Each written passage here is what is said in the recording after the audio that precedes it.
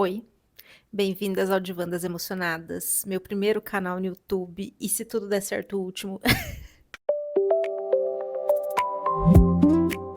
Tal qual um consultório de terapia, aqui a gente pode falar as maiores barbaridades que ninguém vai ser julgado. Hoje eu vou contar da onde é que eu tive essa brilhante ideia de ter um canal no YouTube. E eu vou começar por uma história um pouco ao contrário. Eu vou começar contando tudo que deu errado na minha vida até dar certo. No campo profissional, né? Porque no campo amoroso isso é conteúdo para mais um monte de canal. Então pode entrar, fecha a porta, pega uma almofada e fica à vontade. Profissionalmente falando, eu acho que tudo começou a dar errado quando eu percebi que eu não era uma pessoa de exatas, era uma pessoa de humanas. E aqui vocês vão ter que entender por que eu tô falando isso, tentando se colocar na cabeça de uma jovem de 12 anos, cujo pai era engenheiro e cuja mãe era professora de matemática. Esses eram os referenciais profissionais que eu tinha na minha vida. Então, quando eu percebi que eu gostava muito mais de ler, que eu tinha muito mais afinidade com história, que eu tinha muito mais gosto em escrever as coisas do que fazer conta, eu fiquei um pouco perdida. E aí meu pai virou para mim e falou: bom, você vai ter que fazer uma faculdade pública ou você vai ter que trabalhar e pagar sua faculdade. Dentre essas duas opções, claramente fazer uma faculdade pública era muito mais atrativo, até porque significava a possibilidade de eu sair de casa, que era um desejo que eu tinha muito grande. Eu só não fazia ideia de que curso que eu ia prestar. Dentre as opções que estavam ali na minha frente, eu pensei um pouco em jornalismo, publicidade e propaganda, direito não passou pela minha cabeça porque não me parecia nem um pouco atrativo. Eu sei que eu fui pesquisando, na época a gente tinha aqueles almanac que a gente comprava em banca para olhar as profissões, e psicologia me pareceu uma coisa muito atraente. Por quê? Eu não faço a menor ideia. E aí eu comentei com a minha família que eu estava pensando em prestar psicologia, e assim a recepção não foi muito boa, eu devo dizer. Eu até entendo isso, vocês têm que localizar no tempo e espaço, isso era por volta de 2005, 2006. Existiam psicólogas, com certeza existiam psicólogas, mas não era uma profissão que era muito difundida. Naquela época a gente ainda brincava e falava assim: ah, você é psicóloga, então significa que você vai me analisar. Ou então quem ia no psicólogo era visto como pessoa louca. Não era uma profissão assim muito benquista pelas pessoas. As pessoas tinham um pouco de medo de psicólogo. E aí eu não sei se foi para me incentivar ou para me desincentivar, minha mãe resolveu me mandar para um psicólogo. Eu conto essa história até hoje, que foi uma das piores experiências assim que eu tive, porque foi muito ruim. Era uma psicóloga que ela era cristã. E embora ela não tivesse trazido coisas do cristianismo na sessão, ela não me acolhia nas minhas questões, que basicamente eram questões ligadas ao cristianismo, porque essa era a minha educação. Eu tinha 15, 16 anos, eu tinha um primeiro namorado. Vocês podem imaginar ali quais eram minhas questões na época. E essa psicóloga não me acolhia nisso, inclusive ela me desincentivava a falar sobre essas coisas. Então, eu tive a minha primeira experiência com uma psicóloga, ela foi extremamente ruim, e era de se esperar que eu iria desistir da psicologia. Porém, não, eu continuei na psicologia. E aí, logo no final do terceiro ano, a gente já presta o vestibular. Eu prestei psicologia para a USP, prestei psicologia para a Unesp e prestei artes visuais, não me perguntem por quê, na Unicamp. E eu passei em psicologia na Unesp e passei em artes visuais na Unicamp, gente. Inacreditável até hoje. Só que eu decidi não ir, porque a Unesp que eu passei, o campus era em Assis, era muito longe da minha cidade natal, era coisa de 9 horas de distância, e aí meus pais me incentivaram a prestar um ano de cursinho e tentar de novo, para tentar passar um pouco mais perto. E no cursinho eu consolidei essa ideia de que eu queria psicologia, e aí direcionei um pouco melhor as minhas escolhas ali, e eu também comecei a ficar um pouco mais fixada em passar na USP. Por quê? Primeiro porque a USP é uma grande universidade, né, uma faculdade muito grande, muito renome, e a USP fica em São Paulo. Nessa época, eu estava um pouco deslumbrada com algumas coisas, por exemplo, anime, rock. São Paulo era a cidade onde tinha a galeria do rock, onde vendia as coisas que eu queria comprar, onde tinha Liberdade, onde tinha os shows das bandas que eu gostava. Então, São Paulo começou a virar uma referência para mim. Eu não sei se eu contei, mas eu sou natural de São José dos Campos. São Paulo fica 1 hora e meia de São José. Então, a ideia de vir para São Paulo começou a ficar muito atrativa para mim. E, por consequência, a ideia de passar na USP. E aí eu fui escolher, né, no final do ano, fui escolher os cursos que eu ia prestar em cada faculdade. Escolhi psicologia na USP, artes visuais na Unesp. De novo eu insisti em artes visuais, e dessa vez eu escolhi artes visuais na Unesp porque a Unesp era em São Paulo, campus, então seria na direção de vir para São Paulo. Artes visuais na Unicamp, ciências sociais na Unifesp E psicologia na UFSCar, que é a Federal de São Carlos, era uma faculdade que eu não sei por que raios eu não conhecia no terceirão, eu não pesquisei direito. Eu descobri que era uma faculdade que ficava numa cidade não tão longe de São José, era uma boa faculdade de psicologia. Então eu prestei 5 vestibulares em 2007. E no final das contas eu não entrei na USP. Eu não fui bem na segunda fase, eu fiquei muito longe, sem nenhuma possibilidade de classificação. Artes visuais, gente, eu não sei, foi um delírio da minha cabeça, eu não sei por que que eu me inscrevi para a prova, eu não sei por que que eu fiz a prova, mas assim, não era uma opção. Então eu tinha duas opções, ou ciências sociais na Unifesp, ou a UFSCar, que eu esqueci de ver a nota da prova. Eu tive a sensação de que eu fui muito mal nessa prova. Então eu nem olhei o resultado. Eu estava preparada para fazer minha inscrição, para fazer sociais na Unifesp. Até que um amigo meu da época viu os resultados e me avisou que eu tinha passado na primeira chamada em psicologia da UFSCar. Eu não fazia ideia de onde era São Carlos, eu não sabia nada da UFSCar, mas eu queria psicologia, era a minha última oportunidade. Eu falei, eu vou para lá fazer psicologia. Só que como eu demorei, né? Como eu demorei para ver a chamada, como eu não olhei na época, quando eu descobri que eu tinha passado, faltavam, sei lá, 4 dias para matrícula. Era uma data muito próxima. E nessa data estava acontecendo uma questão na minha família. A minha mãe estava fazendo uma cirurgia, onde ela doou um rim e o pedaço do fígado para uma tia. Isso assim, na mesma semana. E infelizmente minha tia faleceu. Minha tia não resistiu à cirurgia e a minha mãe estava num pós-operatório de um transplante duplo e eu tinha que ir para São Carlos fazer a matrícula de uma faculdade de um lugar que eu não conhecia, não fazia ideia de onde. Então essa foi a primeira coisa que deu errado antes de dar certo. Ah, mas deu errado por quê? Se era psicologia que você queria fazer. Gente, eu não queria ir para São Carlos, eu queria ir para a USP. Hoje eu vejo que isso era um pensamento extremamente pequeno da minha cabeça, mas eu tinha 18 anos na época, eu estava ali inundado por aquele papo de cursinho, de que a USP é melhor e tal. Eu queria ir para a USP, eu não queria ir para São Carlos. Então, eu não fiquei feliz. E eu espero conseguir contar muito para vocês de como foi a minha experiência de fazer faculdade em São Carlos, porque ela foi uma experiência que mudou completamente a minha vida, assim, e tem muito a ver com o fato de ter sido uma faculdade menor, menor, numa cidade do interior, que eu tenho certeza que eu não teria tido a mesma experiência se eu tivesse vindo fazer o USP aqui em São Paulo. A segunda coisa que deu errado antes de dar certo foi quando eu me formei.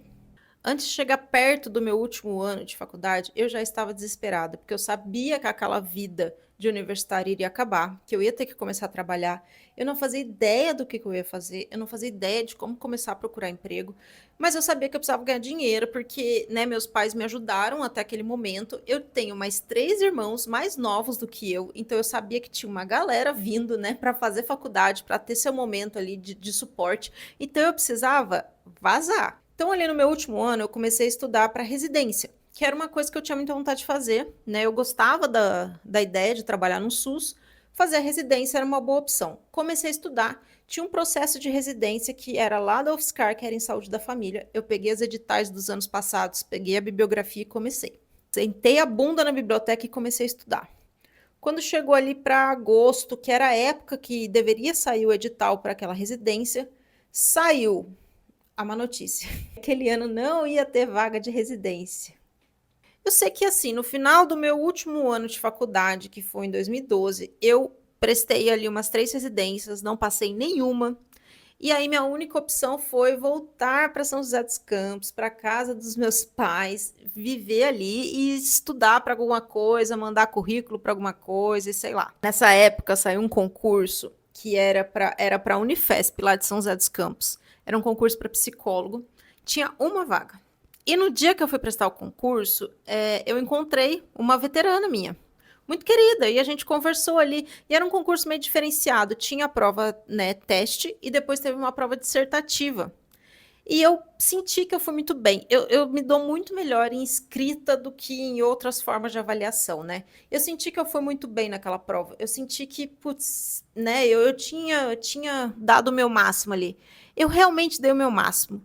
Só que o meu máximo foi até o segundo lugar. O primeiro lugar foi da minha veterana e ela ficou com a vaga.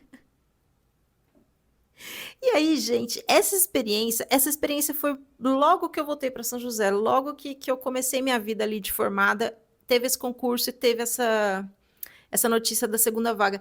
E ela me deu uma ideia um pouco errada. Sabe quando a criança é inteligente e ela cresce e vira uma adulta não tão inteligente, mas ela fica com aquela impressão de que ela era inteligente, que quando ela era criança ela era inteligente? Como eu passei em segundo lugar no primeiro concurso que eu prestei, eu falei, gente, vai ser fácil, eu sou muito boa de prova, eu vou tirar na letra aqui. E assim, eu comecei a não passar em nada. Eu prestei concurso, eu prestei residência, eu prestei mestrado e, gente, eu não estava passando em nada. E eu comecei a ficar um pouco desesperada, porque, assim, um ano na casa dos meus pais sem ganhar dinheiro, ok, eu estava entendendo ali que tudo bem, era uma preparação. Agora, além de um ano, não ia dar. E aí chegou a época de prestar o mestrado em saúde pública na USP. Para prestar esse mestrado, você tinha que entrar em contato com os professores para discutir com eles a possibilidade deles te orientarem. E aí eu entrei em contato com o professor, ele foi super gentil, me chamou para vir para São Paulo para a gente bater um papo, eu vim. No dia da conversa tinha mais uma pessoa que também estava pensando em prestar o mestrado. O professor foi um querido, né? Só que ele falou assim: olha, eu não sei quantas vagas vão abrir, provavelmente só uma. Então vocês prestem o processo, né? Façam a prova, encaminhem o projeto e aí a gente vê quem vai ser aprovado. Então eu falei, bom, né? Pode ser que eu tenha uma chance, mas tem uma pessoa. A outra pessoa era extremamente gentil, uma pessoa também era psicólogo, tinha muito mais experiência que eu, já trabalhava na área, então eu fiquei um pouco, não sei se vai dar. Prestei o processo, fiz o projeto do mestrado com todo carinho e cuidado. Era a minha última esperança. Era a minha última esperança. E aí saiu o resultado da prova e eu não estava na lista dos aprovados. Só que nem estava o meu colega que estava comigo no dia da conversa. E aí eu falei, bom, o professor falou que tinha uma vaga. Não é possível. E nós dois pontuamos bem, né? Quando a gente abaixava ali a lista, tinha as notas. Então nós dois fomos classificados, mas nenhum entrou. Falei, bom, será que aconteceu alguma coisa? Será que aconteceu algum erro? E aí foi uma mistura de cara de pau com não me resta mais nenhuma oportunidade, isso aqui é tudo que eu tenho. Eu mandei um e-mail para o professor agradecendo a oportunidade de participar do processo e perguntando, né? Porque, poxa, né, nenhum aluno entrou. Joguei um verde, falei, professor, você não tem nenhum grupo de estudo que eu possa começar a frequentar? Eu quero me preparar para o processo do ano que vem, né? Já que não deu desse ano. E aí o professor me respondeu muitos dias depois, assim, talvez nem fossem muitos, mas na época me pareceram muitos. Falando assim, nossa, Letícia, eu aprovei a sua candidatura, não apareceu? Eu vou conversar com a secretaria. Gente, juro. Aí finalmente minha vida apareceu um rumo e finalmente eu vim para São Paulo estudar na USP. Se vocês quiserem mais para frente, eu também trago outros vídeos falando sobre essa experiência do mestrado, mas agora eu vou acelerar um pouco a linha do tempo para o próximo evento que deu errado antes de dar certo. Entrei oficialmente no mestrado em 2014. Eu, graças a Deus, consegui uma bolsa. Então, tinha agora uma fonte de renda, que era muito pouca, mas era uma fonte de renda. E em 2016, 2 anos depois, eu estava entregando o meu mestrado e precisava arrumar outra fonte de renda. Nesse meio tempo, eu fiz um monte de trabalho maluco, um monte de bico, um monte de trabalho em pesquisa, até que uma amiga minha veio me contar que estava chegando uma nova organização social para a cidade de São Paulo e estava contratando pessoas para trabalhar no SUS. Ela tinha acabado de prestar um processo seletivo e ela tinha sido aprovada, e ela descobriu que ia ter mais processos seletivos para outras vagas. Eu falei, bom, talvez seja a minha chance. Nessa época, gente, eu era psicóloga, eu era mestre e eu não tinha 1 ano de experiência como psicóloga. Eu nunca tinha trabalhado como psicóloga. Então, meu currículo batia nos processos seletivos e voltava. Porque as pessoas não botavam muita fé, porque eu não tinha nenhuma experiência como psicóloga. Eu estava ultra qualificada, sem nenhuma experiência. E aí, eu peguei os dados dessa empresa, fui atrás, me inscrevi para o processo seletivo. O processo seletivo era para um cargo de ensino médio, não era para psicólogo, era para agente redutor de danos. Eu falei, bora, vamos lá. Quem sabe por um cargo de menos qualificação eu seja considerada, porque para o cargo da minha qualificação eu não estou sendo considerada. Eu fui prestar o processo seletivo, gente, era um processo seletivo para 4 vagas. Tinha mais ou menos umas 40 pessoas no processo seletivo. E nesta época eu estava trabalhando num projeto de pesquisa que era temporário, que era extremamente insalubre. Eu precisava muito sair desse projeto de pesquisa, só que ele era minha fonte de renda naquele momento. Então eu estava trabalhando, eu inventei uma desculpa maluquíssima para poder sair, para prestar esse processo seletivo, só que eu não ia poder esperar as 40 pessoas se apresentarem. né? Não ia dar. Então teve uma dinâmicazinha ali no começo, e aí ele pediu para as pessoas se apresentarem. E aí, mais uma vez, um misto de cara de pau com desespero, eu falei assim: olha, eu posso me apresentar e ir embora? Eu peço desculpa, eu falei para todo mundo, eu peço desculpa para os meus colegas, mas é porque eu tenho um médico. Na verdade, não era médico, era trabalho, mas é isso que eu falei. E aí eu falei, gente, vamos ver o que vai dar, né? Eu não posso abrir mão do meu trabalho agora para esse possível trabalho, que eu nem sei se vai dar certo. E o cara falou, ok. Eu me apresentei, peguei minhas trouxinhas, fui embora pro meu outro trabalho. E, de novo, eu fiquei com uma sensação de que eu tinha ido muito bem. Eu falei bem, eu estava tranquila, né? Ali pelas falas das outras pessoas, eu não tinha experiência, mas eu estava bem apropriada ali do que seria o trabalho e tal. Eu saí com quentinho no coração daquela entrevista. Essa entrevista foi tipo segunda ou terça e eles disseram que o resultado saía até sexta. Mais uma vez, uma semana muito longa na vida da pessoa que espera por notícias. Chegou sexta-feira, nada. Meu telefone não tocou, meu e-mail não apitou, nada aconteceu. Passei um final de semana de merda, né? Obviamente, me sentindo lixo, me sentindo triste, fracassada, enfim. Chegou segunda-feira, eu tinha que ir para a universidade. Nessa época, eu já estava me programando para me inscrever no doutorado. Não queria fazer doutorado, não queria continuar na vida acadêmica, porém, precisava continuar ganhando dinheiro. Então, o doutorado era uma possibilidade de ter bolsa. Então, eu estava estudando ainda, né? Me preparando meu projeto de pesquisa. Eu estava na universidade. Até que eu estava sentadinha lá na sala do meu professor e eu falei, cara, eu acho que eu preciso ir atrás dessa vaga. Eu acho que eu preciso falar com alguém. Lá fui eu, mais uma vez, a cara de pau com o desespero. Peguei o telefone da organização social, liguei para eles, expliquei, falei, olha, eu prestei um processo seletivo com vocês para a vaga de redutor de danos. Eu não recebi um retorno, eu só queria confirmação de que realmente eu não fui aprovada e ver se vocês têm outra vaga, tal. Para minha surpresa, minha gente, o cara que atendeu o telefone falou assim: você foi aprovada, você foi aprovada. Os seus colegas já fizeram aqui o exame admissional. E eu assim, eu falei, então, né, que ninguém me avisou. Aí ele, não, olha seu e-mail, seu spam, sei lá, olha aí o que tiver. Não tinha realmente mensagem nenhuma, porém ele disse que eu tinha sido aprovada, me passou uma data para fazer o exame admissional, para fazer a carteira de trabalho, para fazer não sei o quê. Era tudo, mais uma vez, presencial, a gente tinha que ir em todos os lugares presencial. E, gente, eu tinha conseguido meu primeiro emprego, minha primeira carteira assinada, o início da minha vida de CLT Premium. Eu imediatamente me desliguei daquele trabalho de pesquisa e já fui me preparar para começar esse novo trabalho. E aí deu tudo certo, eu realmente comecei uma semana depois do que os meus colegas. Só que quando eu já estava há 2 semanas trabalhando, chegou um e-mail para mim agradecendo pela minha participação no processo seletivo, mas que infelizmente eu não tinha sido selecionada. Gente, eu não sei nem o que dizer. Eu já estava com a carteira assinada, trabalhando. Eu simplesmente ignorei. Eu não sei até hoje se eu peguei a vaga de alguém, mas se eu peguei, a culpa não foi minha, tá? Eu fiz tudo certinho, a culpa foi deles. E aí, mais uma vez, vamos avançar bastante na linha do tempo. Isso aí foi 2016, quando eu comecei nesse trabalho. Na verdade, não. Antes de avançar, deixa eu contar uma outra parte para vocês. Quando eu comecei nesse trabalho, eu contei que era um cargo de ensino médio, né? Quando eu cheguei, eu fui trabalhar num CAPS, um CAPS álcool e drogas. Eu cheguei lá, né, muito tímida, muito, né, tentando me entrosar, fui fazendo amizade com a equipe. E aí a equipe descobriu que eu era psicóloga, que eu tinha um mestrado, mas eu estava num cargo de ensino médio. E tinha 2 vagas abertas para psicólogo naquela unidade, gente, 2 vagas. Eu falei, bom, né, pode ser minha oportunidade. O pessoal ali me instigando, tal, fui falar com uma, fui falar com a gerente. Cheguei assim, viu, dona querida, vem cá. Eu vi que tem 2 vagas, né, abertas para psicóloga. Eu sou psicóloga, sou formada na Federal de São Carlos, tenho um mestrado pela USP, né? Como se, nossa, fosse uma coisa incrível e maravilhosa. Eu achei que ela ia achar isso. E ela disse,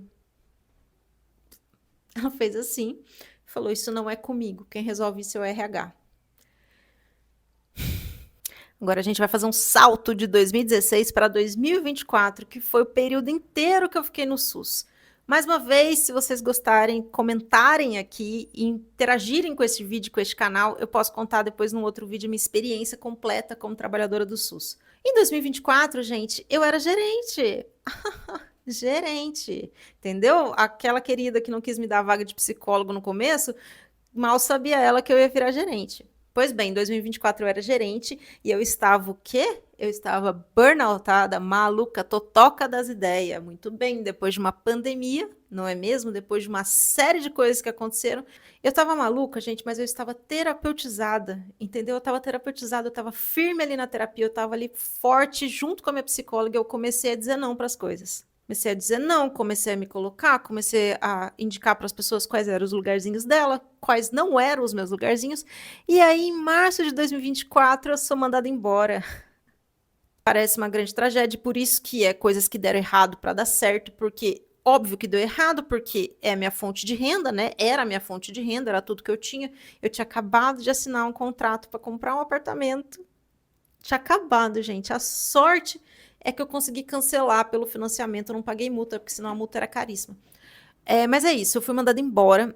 Na hora, o meu chão ruiu, ao mesmo tempo que me deu um grande alívio, mas depois isso deu muito certo. Espera.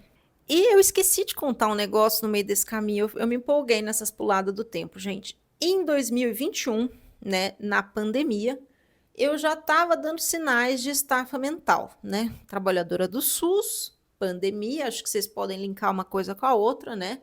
E eu comecei a pensar que talvez eu não quisesse trabalhar mais no SUS pro resto da vida, que talvez eu queria fazer outra coisa. E na pandemia aconteceu uma coisa boa para os psicólogos, que é que a gente foi autorizado a fazer atendimento online.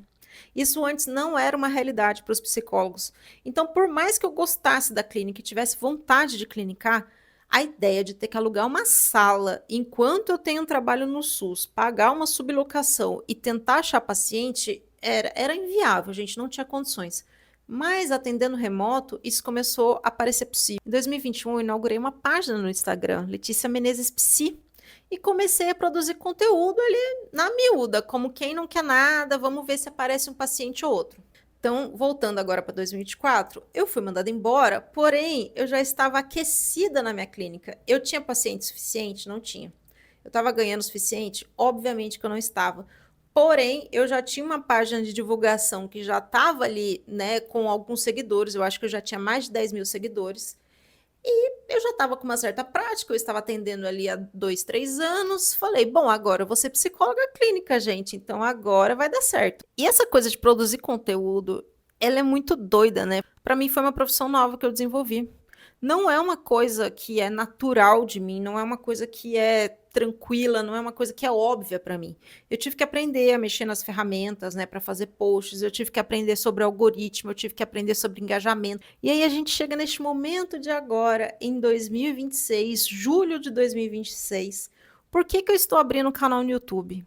A gente está num momento onde o algoritmo, né, das redes está privilegiando muito vídeos, né, muitos vídeos curtos, vídeos rápidos, vídeos que, pá, em 30 segundos a pessoa te joga uma verdade que vai mudar a sua vida, você fica altamente impactado com aquilo, compartilha, viraliza, não sei o que, não sei o que. E, bom, o Instagram, que era a plataforma que eu mais usava, não, que eu mais uso até hoje para divulgar o meu trabalho, começou a privilegiar muito vídeo. Falei, então eu vou fazer vídeo, pô, vou fazer vídeo. E eu descobri, gente, que assim, eu não sou uma pessoa muito carismática. Eu não sou, e tá tudo bem, entendeu? Nem todo mundo é carismático. Eu acho que eu sou uma pessoa gentil, eu acho que eu sou uma pessoa inteligente, mas carismática, sabe aquela pessoa que conquista as pessoas logo de cara? Não sou eu. Eu tenho meio que um resting bitch face, sabe? Tipo, então, para vocês gostarem de mim, entendeu? Para vocês quererem parar para me ouvir, eu vou precisar de mais de 3 minutos. Não tem como eu convencer alguém em 3 minutos a gostar de mim, não vai dar certo. Todas as tentativas que eu fiz de fazer Reels, de fazer TikTok, de fazer esses vídeos muito curtos, ficam horríveis. É isso, não ficam bons. Eu sou uma pessoa prolixa, entendeu? Eu sou de gêmeos. Eu preciso, gente, eu preciso de um certo espaço, eu preciso me sentir um pouco à vontade para poder brilhar, entendeu? Como eu falo também muito de feminismo, relacionamento, saúde mental da mulher, vira e mexe meu Instagram é invadido por red pills, por pessoas com pensamentos extremamente conservadores e retrógrados. Então, eu confesso que eu não fico muito à vontade de compartilhar coisas pessoais no Instagram, porque já aconteceu de algumas pessoas virem me mandar uma ameaçinha, uma coisinha assim, que não me bate bem, gente. Eu não estou disposta, entendeu? Então, eu prefiro contar coisas mais pessoais, coisas mais íntimas, coisas, né, mais mais aqui, né, mais chegadinho aqui no YouTube. Porque eu sei que se uma pessoa vai ter a paciência de ficar 12 minutos me ouvindo, talvez seja uma pessoa que tenha um pouquinho mais de calma para entender o que eu estou dizendo. Não que a gente vai sempre concordar, entendeu? Eu espero que a gente não concorde sempre, porque isso não é saudável. Mas que a gente consiga chegar num debate um pouco mais elevado do que tipo assim, ah, é feminista, sovaco peludo, entendeu? Por isso que eu decidi vir pro outubro. Então é por isso que eu decidi vir para o YouTube. Eu sinto que aqui vai ser um espacinho muito mais acolhedor, muito mais para a gente conversar. Confio muito na minha trajetória de coisas que deram errado primeiro para depois dar certo. Eu acho que essa história de fazer vídeo curto deu muito errado para mim, porque não é o lugar que eu tenho que estar. Talvez eu precise de um pouco mais de tempo para poder falar um pouco mais, para poder soltar mais as minhas emoções, os meus pensamentos, as minhas caoticidades. Espero que vocês tenham gostado desse primeiro vídeo. Por favor, se inscrevam aqui embaixo para vocês receberem, né, os vídeos desse canal. Espero que vocês tenham gostado desse primeiro vídeo. Por favor, se inscrevam aqui embaixo para vocês acompanharem os vídeos que vão vir, para vocês sinalizarem para esse algoritmo que o meu conteúdo pode ser interessante. Se você não conhece minha página do Instagram, também fica à vontade para ir lá conferir meus conteúdos. Por favor, comentem, me dê sugestões dos próximos vídeos. Eu não vou fazer uma promessa ainda de quantos vídeos, que dia vai sair por semana, porque eu quero respeitar o meu processo, entendeu? Mas os planos é que venham pelo menos um vídeo por semana, tá bom? Um beijo. Podem se levantar do meu divã e ir embora, por favor, cada um para sua casa. Um beijo e até a próxima sessão.